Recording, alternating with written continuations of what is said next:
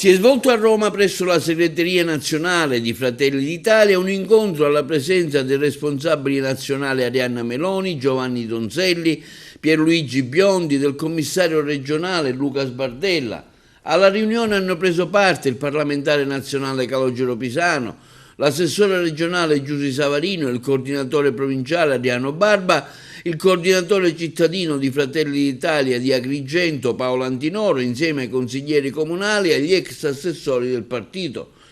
Preliminarmente la delegazione agrigentina ha voluto portare all'attenzione dei dirigenti nazionali le gravi conseguenze dell'uragano che hanno interessato le coste agrigentine, con l'esibizione anche di immagini che hanno suscitato una grande attenzione dai vertici del partito, un impegno sinergico per dare risposte rapide e concrete nel più breve tempo possibile alla nostra comunità. A seguire il confronto è stato incentrato sulle prossime elezioni amministrative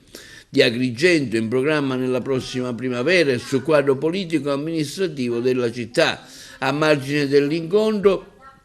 il gruppo di Fratelli d'Italia di Agrigento ha ribadito con chiarezza e compattezza la volontà di lavorare per una proposta politica condivisa all'interno di un centrodestra unito, capace di offrire alla città una prospettiva credibile, solida e coerente. Fratelli d'Italia si è detto pertanto pronto a lavorare nel superiore interesse delle emergenze della città, mantenendo unito il centrodestra. La priorità dunque rimane quella di intercettare un candidato capace di sintesi del centrodestra e, se necessario, pronto a mettere a disposizione anche la propria classe dirigente, che si è detta tutta disponibile e pronta ad affrontare la prossima sfida elettorale all'interno di un percorso unitario basato su contenuti, visione e responsabilità nell'interesse esclusivo di Agrigento e dei suoi cittadini. La nostra è una classe dirigente attenta e pronta ad affrontare le sfide di una terra complicata, in piena sinergia con il governo regionale e nazionale guidato dalla Premier Giorgia Meloni.